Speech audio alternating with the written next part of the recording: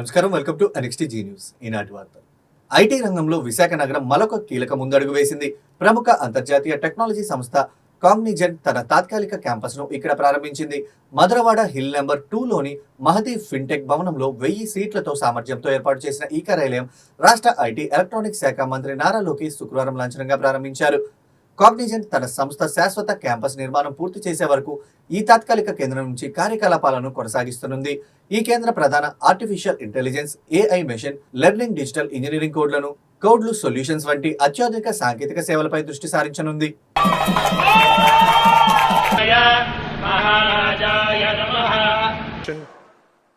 HRD and RTG, Sri Nara Lokesh, Member of Parliament, Sri Bharat, Member of Legislative Assembly, Sri Ganta Srinivas Rao, IT Secretary Sri Bhaskar Katamaneni, and dignitaries on the stage, members of the Government of Andhra Pradesh, esteemed colleagues, valued partners, members of media, and dear friends. It's my privilege and honor to welcome you all to this moment of great significance, one that marks not only a new chapter in Cognizant's journey, but also a defining milestone for the dynamic city of Visakhapatnam and the progressive state of Andhra Pradesh. What we begin here today goes well beyond construction of a new campus. We are laying the foundation for an ecosystem, the one that will create several thousand jobs.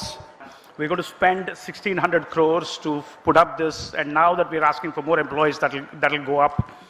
In fact, if you see the industry reports, for every employee we employ, we create 4 additional jobs downstream, 4 to 5 additional jobs downstream. So if we really do 25,000 jobs, we will create 1 lakh jobs downstream for the economic prosperity of this beautiful state of Andhra Pradesh, this extraordinary leadership. I mean, I actually thought at 11 o'clock in the night, I was working very hard. Then I actually got to know that Lokesh Garu and Bhaskar Garu were actually here till 1 a.m. in the morning, working to get this up. So, we are very humbled with the extraordinary hard work of the public policy makers here, the commitment, bold vision, and relentless execution. Both combined, there is no other state in this country which can actually do bold vision and relentless execution. So we are very, very honored. In fact, we actually now think, why only people from Visakhapatnam should come here, people from Andhra Pradesh should come here, people from the country should come here, which we employ. We employ 250,000 plus employees here. So, I'm very, very inspired to see this vision of Visakhapatnam being one of the biggest IT destinations. We will also start to think about how do we attract GCCs into Visakhapatnam. I'll work with the government. We set up GCCs for our clients. We will use that as a way to get the first pilot set of GCCs here. And if those happen, we can also make this a GCC capital for India.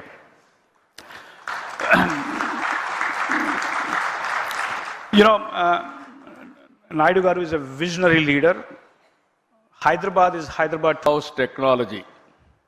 ఆ రోజు the done broad street కార్పొరేషన్కి in-house company. అక్కడి నుంచి 98లో దీన్ని separate చేసి 96లో separate చేసి 98లో first time public ఇష్యూకి వెళ్ళారు. ఎంత ఫాస్ట్గా గ్రో అయ్యారంటే ఈరోజు ప్రపంచం అంతా వెళ్ళారు. ఇండియాలో అయితే 5 సెంటర్లు, చెన్నై, హైదరాబాద్, పూణే, బెంగళూరు, ఇప్పుడు కలకత్తా. ఇప్పుడే వాళ్ళు చెప్పారు, హైదరాబాద్లో ఆ రోజు నేను వేసిన ఎకో సిస్టంతో ఈరోజు 75,000 మంది హైదరాబాద్లో పనిచేస్తున్నారంటే అది వాళ్ళ యొక్క ఫాస్ట్ మూవింగ్ అప్రోచ్. ఈరోజు $34 బిలియన్ మార్కెట్ క్యాప్ ఉంది. వీళ్ళన్ని రంగాల్లో కూడా ఫ్యూచరిస్టిక్ రంగాల్లో health sciences, financial services, products and resources, communication, media and technology అన్నిట్లో ఉన్నారు. ఈరోజు ఇండియాలో చూస్తే 2,41,500 మంది ఇండియా నుంచే పనిచేస్తారు. అంటే వీళ్ళ మొత్తం ఆర్గనైజేషన్లో 80% దగ్గర ఇండియన్స్ పనిచేస్తున్నారంటే, కడాన చీఫ్ కూడా ఇండియన్ అంటే that is the power of Indians అని చెప్పి కూడా నేను మీకు తెలియజేస్తున్నా. ఇండియాలో మీరు చూస్తే ఇక్కడికి వచ్చినప్పుడు బిగ్గెస్ట్ కంపెనీస్ ఎక్సెంచర్ 3,50,000, టీసీఎస్ 4,36,000, ఈరోజు కాగ్నిజెంట్ 2,41,500. విశాఖపట్నం ఈ సెంటర్తో నేను ఒకటే రవి గారికి చెప్పా, 5,000 10,000 కాదు, మినిమం 25,000 ప్రారంభం, ఇది 50,000 1 లక్షకు పోవాల్సిన అవసరం ఉంది. బిగ్గెస్ట్ సెంటర్ ఇన్ ఇండియా ఇది Visakhapatnam.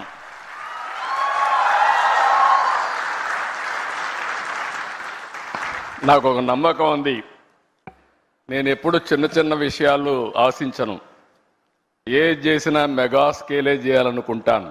We will lead this growth from the front. When vision meets commitment, movements like today become a reality. Cognizant's new campus represents a close to 1,500 crore investments. And today, we already launched your interim center where close to 1,000 people will be working, engaging across future sectors like AL, AI, ML, digital engineering, cloud computing, and advanced technologies. This investment will bring high quality jobs and strengthen our digital ecosystem and signal the new dawn of tech era for the great city of Visakhapatnam. Today is not an investment in land, this is an investment in possibilities. Every seat in this campus is a job, a dream, a future being built for the youth of Andhra Pradesh. I want to share a personal story from Davos, a moment where this partnership started. And it began on my birthday, which is on January 23rd. So I met Ravi Garu.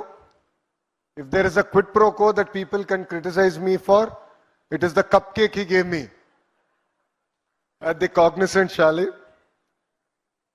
As Surya Garu just shared, a lot of questions were asked. We explained everything. And back then I didn't have permission of the Honorable Chief Minister, but I took Ravi Garu to the side and I said, I'll make a deal with you that he cannot resist. He said, what is that? I said, choose the extent of the land. I'll give the entire land for 99 paise. And Ravi Garu was shocked. And he said, is it possible? I said, we walked the talk. Then I came back. And then I had to go back to my leader, the Honorable Chief Minister, Shri Nara Chandrababu Naidu garu, and tell him. He said, 99 paisal land iste company lo vastaya ani adigaru. I said, this is the only ask as an IT minister I'll have, sir. Please give me that flexibility and we will script history in Visakhapatnam. And I'm proud to say that we were able to clinch Cognizant, bring them here.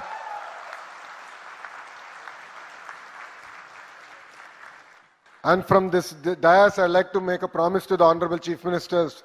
Sir, you always talk about the 1995 era that you're proud of.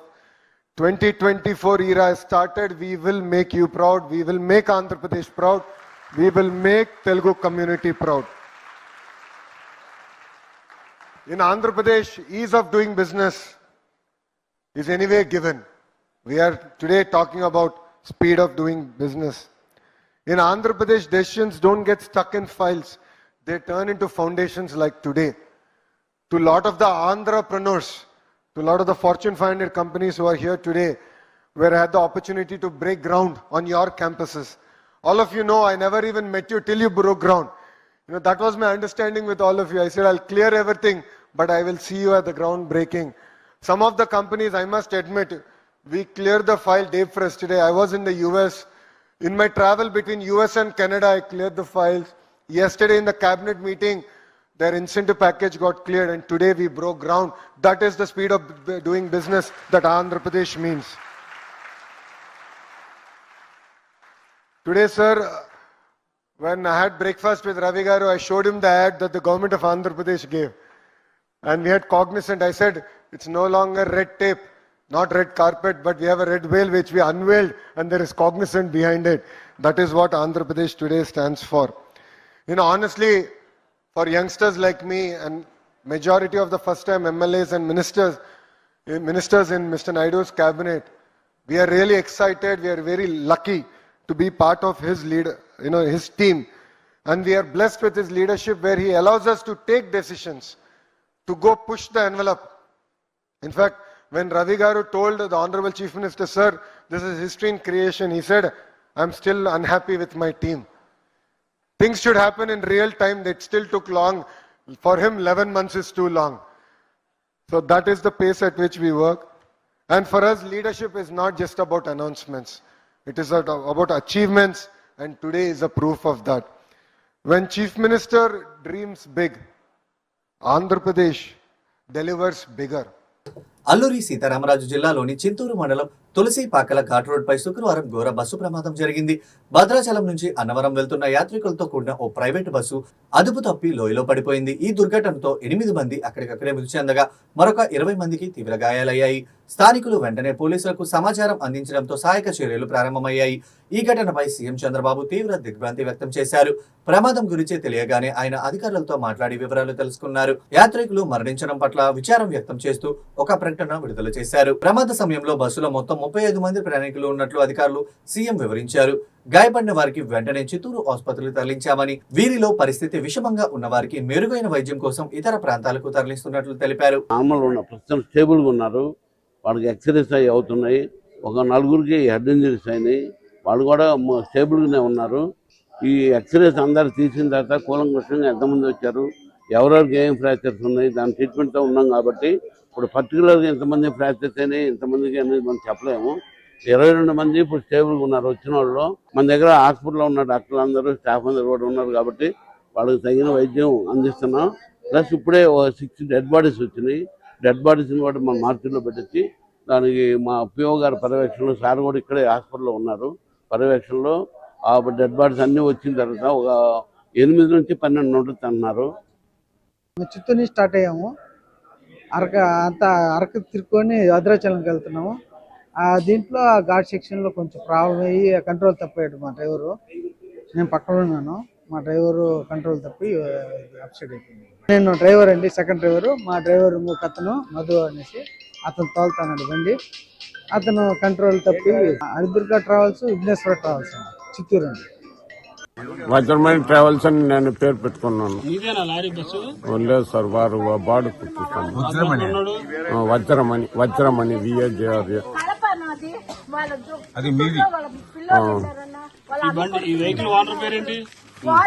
ఆయన పేరు ఏవి రామ్మూర్తి. చిత్తూరులో ఉంటారు sir. ఇంకా చెప్పలేదు sir, phone number లేదు. MP Vajramani.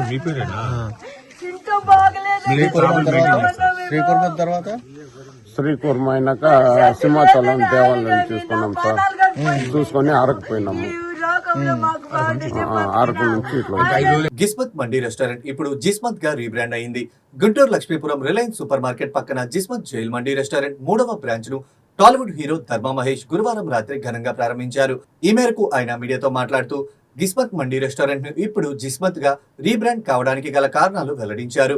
జే అక్షరం అంటే తనకు ఇష్టమని, తన కుమారుడు పేరు కూడా జే అక్షరంతోనే ప్రారంభమవుతుందని అన్నారు. ఈ సందర్భంగా గుంటూరులో తనకున్న అనుబంధాన్ని పంచుకున్నారు. వినియోగదారుల ఆదరాభిమానాలతో జిస్మత్ పాపులర్ మండీ రెస్టారెంట్ లో ఒకటిగా నిలిచిపోతుందని అన్నారు. గుంటూరులో పుట్టిన జిస్మత్ ప్రపంచం మొత్తానికి తెలిసేలా చేస్తానని ప్రకటించారు. త్వరలోనే తాను నటించబోయే సినిమా గురించి ప్రకటన చేస్తామని అన్నారు. యాక్టింగ్ అంటే తనకు చాలా ఇష్టమని, రెస్టారెంట్ నిర్వహణ రెస్పాన్సిబిలిటీగా మరియు నటించడాన్ని ఫ్యాషన్ గా తీసుకుంటానని అన్నారు.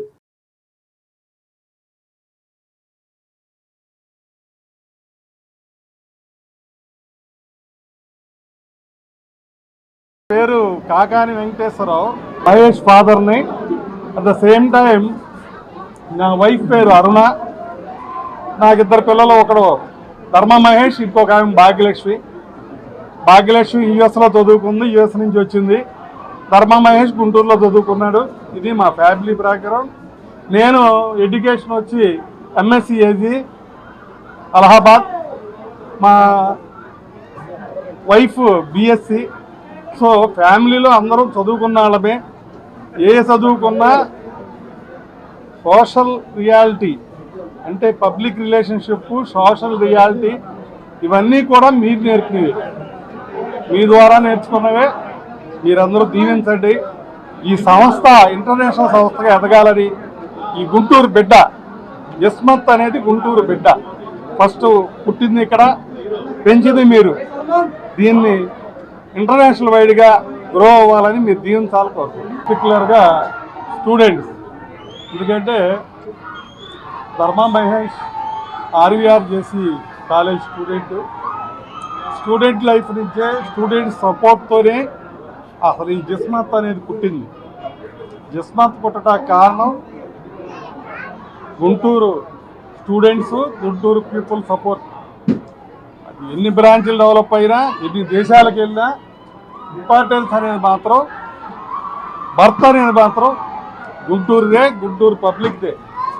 ఈ క్రెడిట్ అంతా జస్మత్ డెవలప్ అవడానికి కానీ, అది చేరుకున్న స్థాయి కానీ మొత్తం గుంటూరు ప్రజలదే క్రెడిట్. ఓకే, అలాగే గుంటూరులో స్టూడెంట్ లైఫ్లోనే మన ధర్మ మహేష్ స్టూడెంట్ లైఫ్లోనే గుంటూరులో ఈ జస్మత్ స్థాపించాడు. తర్వాత అది బ్రాంచ్లుగా డెవలప్ అయింది. తర్వాత విషయాల్లో మీకు తెలిసిందే, అతనికి ఒక అబ్బాయి పుట్టాడు జగద్వజ. సో వాళ్ళ వైఫ్ అండ్ హస్బెండ్ మిస్అండర్స్టాండింగ్స్లో ఓల్డ్ జీ తీసేసి ఇప్పుడు న్యూ జనరేషన్ జగద్వజ, న్యూ జనరేషన్ జగద్వజాస్ జస్మత్గా జే వచ్చింది. ఈ జే ఫర్ జస్మత్ మీరందరూ బాగా ఆదరించి లోగడ కన్నా కూడా బాగా పెంచాలని, అలాగే మా తరఫు నుంచి మేము కూడా ఈ జే ఫర్ జస్మత్ ద్వారా న్యూ ఎంట్రీస్, పబ్లిక్ ఏం కావాలి, టేస్ట్ ఏం కావాలి, అలాగే ఇంకా ఉన్నవి కాకుండా కొత్తగా ఏ ఐటమ్స్ మన కస్టమర్ ఆస్వాదిస్తున్నారో దాన్ని కూడా యాడ్ చేద్దాం. చేసి మోర్ కంఫర్ట్ ఫర్ ద కస్టమర్గా, మోర్ టేస్ట్, మోర్ ఎంజాయ్మెంట్ ఇచ్చే రకంగా కస్టమర్ సాటిస్ఫాక్షన్ తీసుకొద్దామని అందరూ అనుకుంటున్నాం. మీరందరూ దీవించాలి.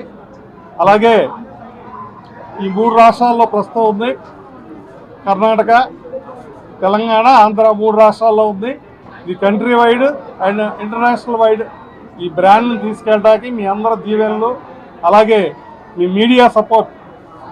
ఇక్కడ ఇది ప్రమోషన్ అయింది, అందరికీ తెలిసింది, ఈ స్థాయిలో ఉందంటే దానికి ఫస్ట్ కారణం మీడియా ఇచ్చిన సపోర్ట్తోనే ఈ ఐటమ్ అనేది పబ్లిక్ ఎక్కింది, వెళ్ళింది.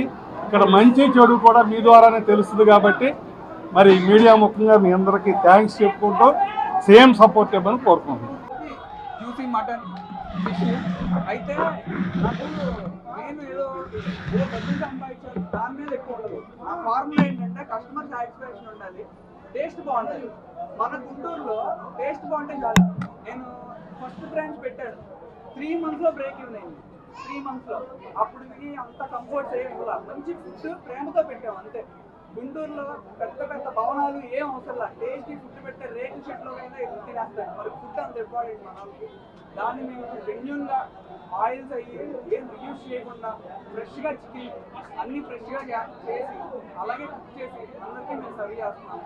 సో అందుకే నాకు కలిసి వచ్చింది. క్వాలిటీ ఎక్కువ మెయింటైన్ చేయడం వల్ల కొంచెం మార్జిన్ తగ్గిద్ది. నేను అసలు ఎన్ని పట్టించుకోవాలి, మనకు కస్టమర్ సాటిస్ఫాక్షన్ ఇంపార్టెంట్, మనం ఇచ్చే క్వాలిటీ ఇంపార్టెంట్. ఇవి చూసుకుంటే అయ్యే వస్తాయి అన్ని అనే కాన్సెప్ట్లో నేను ఉంటాను. సో అదనమాట. అండ్ ఈ ఐటమ్స్ కాక నెక్స్ట్ కూకట్పల్లిలో ఒక గ్రాండ్ లాంచ్ చేయబోతున్నాను. ఒక మోడల్, ఒక న్యూ మోడల్, అన్నీ కొంచెం 5-6 years అయింది ఓల్డ్ మోడల్స్ కాబట్టి న్యూ మోడల్ తీసుకొచ్చి అది గ్లోబల్గా ఫ్రాంచైజ్ ఇద్దామని అనుకుంటున్నాం. అప్పుడు మోడల్తో పాటు మంచి డిష్ ఎక్కడ లేని మనం ఒకటి ఓన్గా డిస్టక్ కనిపెట్టి దానికి పేరు పెట్టి లాంచ్ చేయబోతుంది. డెఫినెట్గా అది కూడా జరిగింది. మీరందరూ అప్పుడు కూడా నన్ను బాగా సపోర్ట్ చేయండి. Hi, thank you. ముందుగా మీడియా మిత్రులందరికీ ఇక్కడికి వచ్చి ఇంత మంచిగా మమ్మల్ని మేము చేసుకునే ఈవెంట్ అందరికీ రీచ్ అయ్యేలా చేస్తున్నందుకు థ్యాంక్ యూ సో మచ్. నా పేరు ధర్మ. ఇవాళ గిస్మత్ గుంటూరులో లాంచ్ అయింది. మీ అందరికీ గిస్మత్గా తెలుసు. నేను ఎందాక కూడా చెప్పాను, అన్నిటికంటే సరే ఇవాళ లాంచ్ ఎంత పక్కన పెడితే నాకు గుంటూరుకి నాకు ఎంత కనెక్షన్ ఉందో నేను ఎందాక చెప్పాను. నేను ఇక్కడే RVRJCలో చదువుకున్నప్పుడు ఇక్కడ రోడ్లలో తిరిగి ఇక్కడ చాలా జరిగి ఉంటాయి, అన్నీ ఇక్కడే ఉంటాయి కదా. అది అయ్యాక కాలేజ్ నుంచి బయటికి వెళ్ళాక కూడా ఇదే ఊర్లో ఏం పని లేకపోయినా వచ్చి అలా అయ్యే రోడ్లో తిరుగుతూ ఉండేవాడిని. నాకు అప్పుడు జ్ఞాపకాలన్నీ తెలిసి వచ్చాయి. చాలా హ్యాపీగా ఉండేది. ఇక్కడే మన బాసన్ని తినేవాడిని లక్ష్మీపురం రోడ్లో. నేతి కిచిడి, మటన్ కబాబ్ తినేవాడిని. 1 టౌన్లో బాదం పాలు బాగుంటాయి కదా, సుగంధి బాదం పాలు ఎక్కడ ఉండవు, గుంటూరులోనే ఉంటాయి. మటన్ బిర్యానీ తినేవాడిని. నాకు గుంటూరులో ఫుడ్ చాలా చాలా ఇష్టం అయింది. దాని తర్వాత మాది నేటివ్ హనుమాన్ జంక్షన్. నా ప్యాషన్ హీరో అవ్వాలని. అయితే క్లిక్ అయ్యేంత వరకు మనకి ఏదో ఒకటి రెస్పాన్సిబిలిటీగా మనం కూడా ఏదో ఒకటి చేయాలి.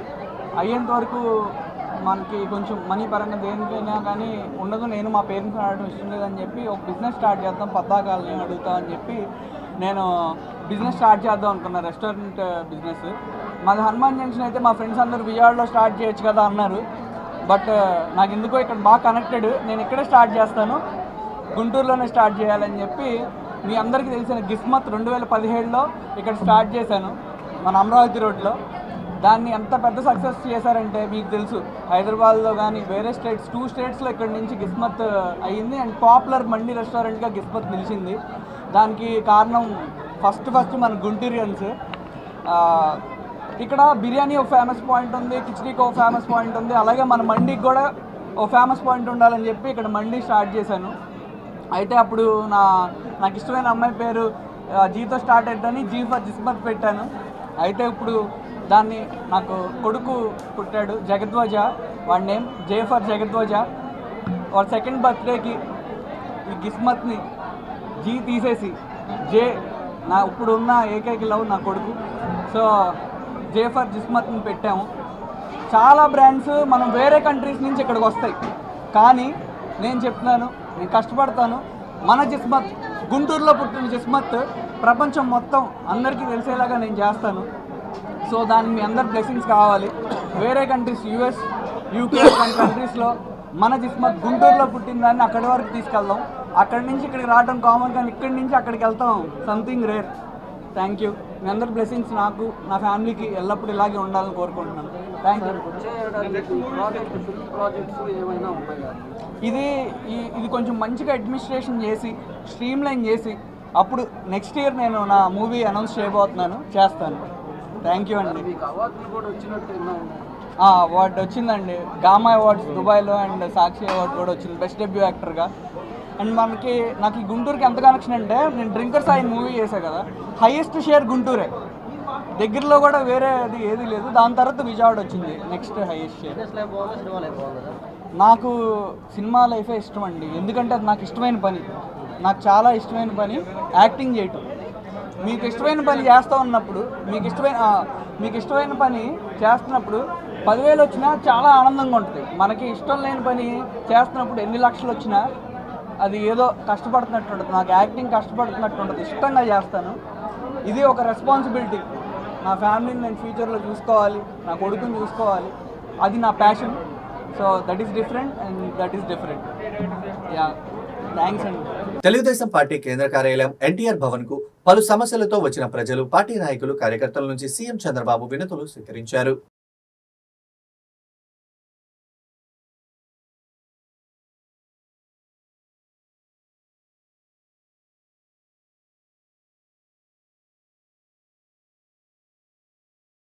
మొయినాబాద్లోని ది పెండింగ్ ఫామ్ హౌస్ లో దువ్వాడ శ్రీనివాసరావు అనుచరుడు పార్థసారథి తన పుట్టినరోజు వేడుకలు ఏర్పాటు చేశారు. ఈ పార్టీకి దువ్వాడ శ్రీనివాసరావు, మాధురి దంపతులు కూడా హాజరయ్యారు. విశ్వసనీయ సమాచారం మేరకు ఫామ్ హౌస్ లో దాడి చేసిన పోలీసులు అక్కడే అనుమతి లేకుండా మద్యం సరఫరా చేస్తున్నట్లు గుర్తించారు. ఈ దాడుల్లో 7 మద్యం బాటిళ్లు, హుక్కా ప్లాట్లను స్వాధీనం చేసుకున్నట్లు పోలీసులు తెలిపారు. పార్టీలో మొత్తం 29 మంది పాల్గొన్నట్లు సమాచారం. అనుమతులు లేకుండా పార్టీ నిర్వహించినందుకు గాను పోలీసులు కేసు నమోదు చేసి దర్యాప్తు చేస్తున్నారు.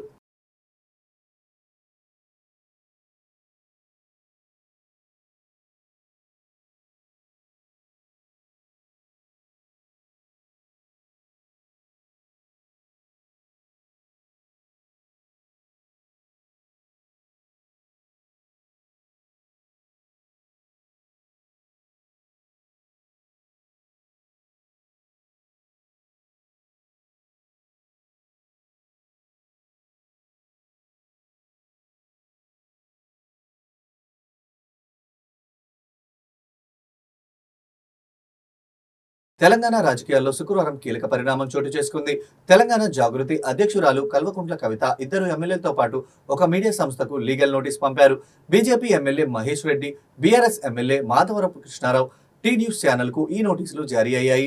తనపైన, తన భర్త అనిల్ పైన నిరాధారమైన ఆరోపణలు చేశారని, వారం రోజులుగా బహిరంగ క్షమాపణ చెప్పాలని కవిత ఆ నోటీసులో డిమాండ్ చేశారు. ప్రస్తుత కవిత తెలంగాణ జాగృతి జనం బాటా పేరుతో రాష్ట్ర వ్యాప్తంగా పర్యటిస్తున్నారు. ప్రజా సమస్యలను తెలుసుకునేందుకు చేపట్టిన ఈ యాత్రలో భాగంగా ఆమె వివిధ పార్టీ నేతలపై విమర్శలు చేస్తున్నారు. ఈ న్యూస్కి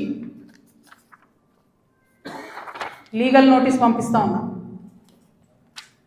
నా భర్త పేరు పెట్టి కృష్ణారావు అనేటటువంటి ఎమ్మెల్యే గారు ఏదైతే ప్రెస్ మీట్ పెట్టినరో, మీరేమన్నా ఆల్తు ఫాల్తు social media channel T news అంటే శాటిలైట్ ఛానల్, మీరు ఒక పార్టీని రిప్రజెంట్ చేసే ఛానల్, కనీసం వెరిఫై చేసుకోరా? ఏది పడితే అది వేసేసుడేనా? వేరే వాళ్ళది వేస్తే వాళ్ళు ఊరుకున్నారేమో, నేను ఊరుకునేదాన్ని కాదు, ముందే చెప్తున్నాను.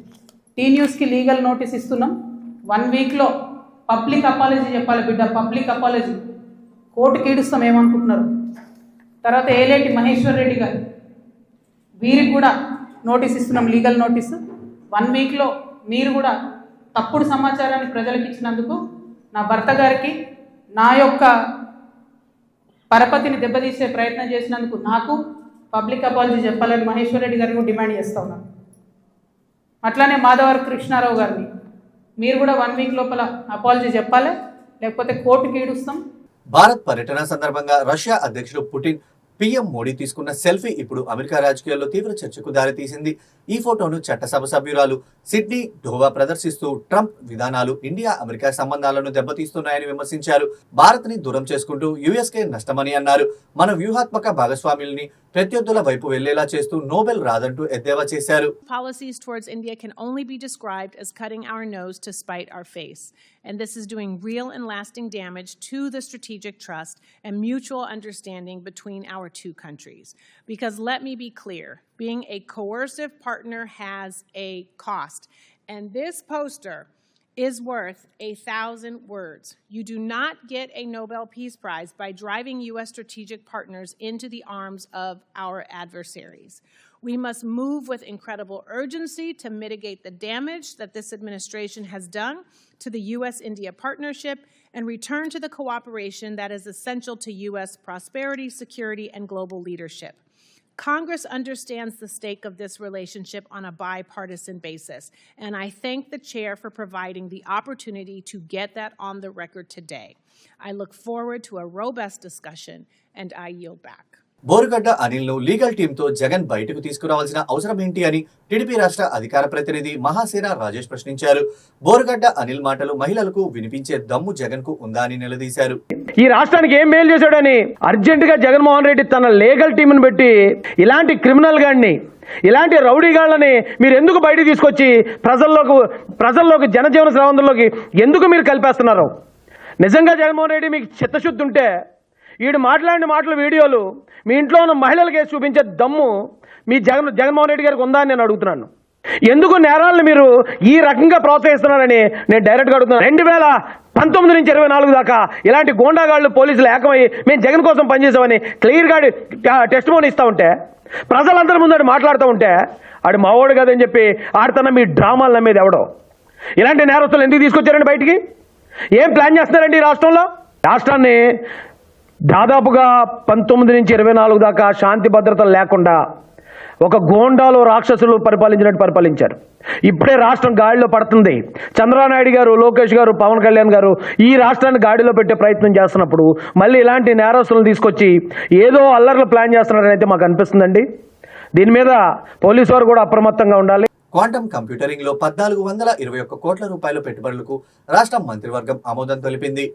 1 లక్ష కోట్లతో క్వాంటమ్ మిషన్ ఫండ్ కేంద్ర ప్రభుత్వం ఏర్పాటు చేసినా కూడా ఈ రోజు వరకు ఏ రాష్ట్ర ప్రభుత్వం కూడా ఆ ఫండ్ నుంచి నిధులు తీసుకుని క్వాంటమ్ టెక్నాలజీని డెవలప్ చేయడానికి చర్యలు తీసుకున్నట్లయితే నాకు సమాచారం లేదు.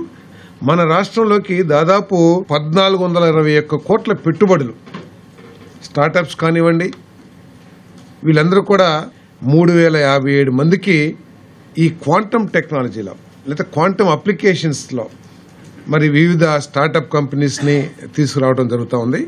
సూర్య గారి కింద ఎస్సీస్కి నాకు తెలిసి 90%, 100% సబ్సిడీతో రూఫ్ టాప్ సోలార్ ప్లాంట్స్ ఇస్తా ఉన్నాము. వారు గృహ అవసరాలకు వాడుకుని మిగతాది గ్రిడ్ కూడా కలిపే వెసులుబాటు ఉంది.